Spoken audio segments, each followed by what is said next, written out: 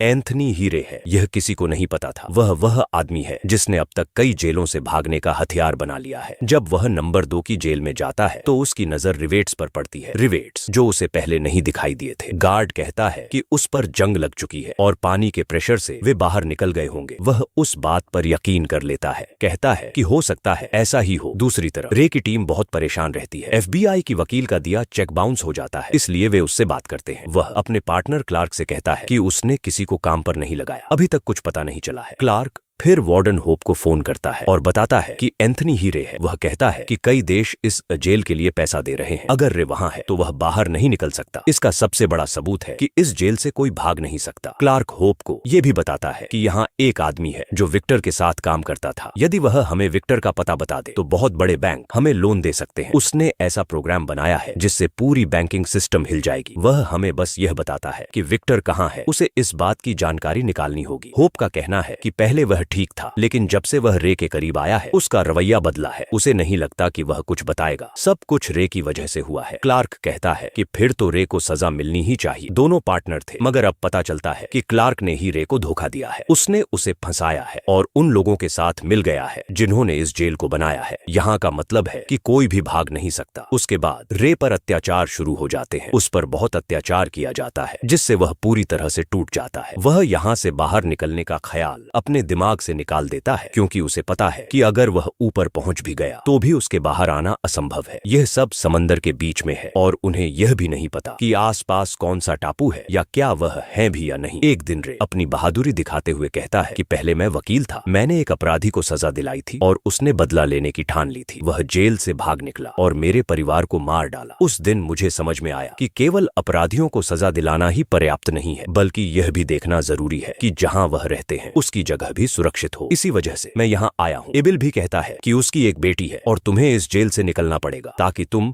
उन लोगों से बदला ले सको जिन्होंने तुम्हें फंसाया। फिर से रे में नए जज्बे की लहर दौड़ जाती है। यहाँ जितने भी गार्ड हो उनके चेहरे मास्क से ढके होते हैं, इसलिए उन्हें पहचानना बहुत मुश्किल है। रे और एबिल अब इन मास्क पहने गार्ड्स की चाल से उन्हें पहचानने का प्रयास कर रहे हैं। वे अपने तरीके से इन्हें नाम देते हैं, लेकिन सबसे जरूरी यह है कि उन्हें पता चले ये अभी कहाँ है। रे कहता है कि मुझे डॉक्टर से मिलना है। तभी एबिल जानबूझकर उसके पैर में जख्म कर देता है। डॉक्टर के पास जाते ही रे पूछता है कि हमें यहाँ के खतरों का पता कैसे चले। डॉक्टर कुछ नहीं कहता। वे कुछ चीजें चुरा लेते हैं और उन सामानों से एक पेन और चश्मा बनाते हैं। यह उपकरण वे वहीं से लेते हैं। रे कहता है कि इससे हम अपनी लोकेशन का पता लगा सकते हैं, पर इसके लिए हमें ऊपर डेक पर जाना पड़ेगा। ध्रुव तारे की मदद से जान पाएंगे कि हम कहाँ हैं। तभी वहाँ एक गार्ड आता है जो हॉब्स ने भेजा है। Subscribe for next part.